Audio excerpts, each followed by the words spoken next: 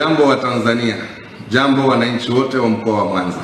Mimi Saidi Mohamed Mtanda, mwenyekiti wa kamati ya usalama ya mkoa na mkuu wa mkoa wa Mwanza, napenda kutumia fursa hii kwanza kuwatakia heri ya uhuru wa Tanganyika wananchi wote wa mkoa wa Mwanza.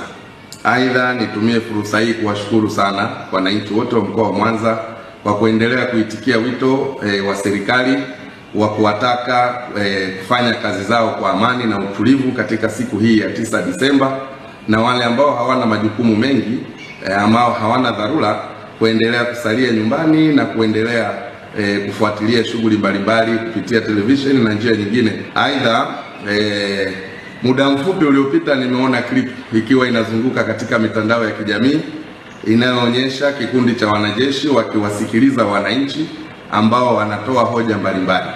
Nataka niwahakikishie wananchi wa mkoa wa Mwanza, kwanza waondoe hofu, lakini pili, nikiwa mwenyekiti wa kamati ya usalama na wahakikishieni kwamba clip hiyo ni clip ambayo ilirekodiwa tarehe 31 Oktoba baada ya kutangazwa kwa matokeo ya uchaguzi mkuu wa tarehe 29 Oktoba.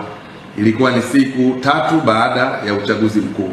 Kwa hivi sasa na kwa hivi leo na hapa ninapozungumza nikiwa katika ofisi ya mkuu wa mkoa, saa 6:18 vyombo vyetu vya usalama vimenihakikishia, na mimi mwenyewe nimejiridhisha. Nimepita maeneo na mitaa mbalimbali nikiangalia baadhi ya wananchi wachache wakiendelea na shughuli zao, lakini hakuna mkusanyiko wowote unaoendelea na wala hakuna taharuki yoyote katika mji wetu wa Mwanza.